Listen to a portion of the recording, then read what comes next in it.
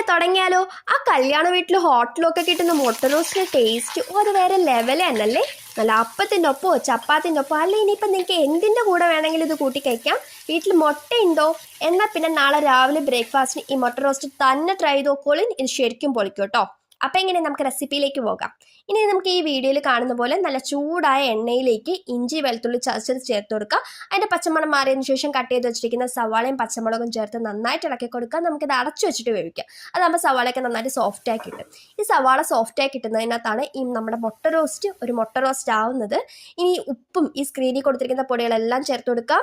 ഈ പൊടികളെല്ലാം ഞാൻ ഡിസ്ക്രിപ്ഷനിൽ കൊടുത്തിട്ടുണ്ട്, അത് ചെക്ക് ചെയ്യാൻ മറക്കല്ലേ.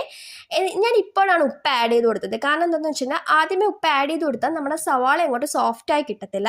ഇനി പൊടികളുടെയൊക്കെ പച്ചമണം മാറിയതിന് ശേഷം നമുക്ക് കട്ട് ചെയ്ത് വെച്ചിരിക്കുന്നതൊക്കെ തക്കാളിയും കൂടി ചേർത്ത് കൊടുക്കാം.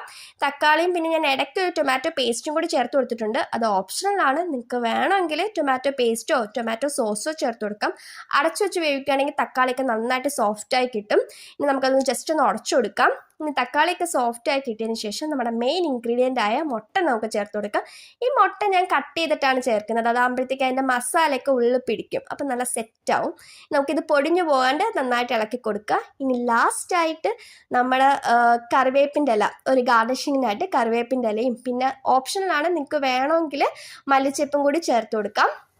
അപ്പോൾ ഇത്രയേ ഉള്ളൂ, നമ്മുടെ എഗ് റോസ്റ്റ് ഇവിടെ റെഡി ആയിട്ടുണ്ട്. ഈസി ആയിട്ട് നിങ്ങൾക്കിത് വീട്ടിൽ ട്രൈ ചെയ്യാവുന്നതാണ്. അപ്പോൾ ഇത്രയേ ഉള്ളൂ. Tata bye.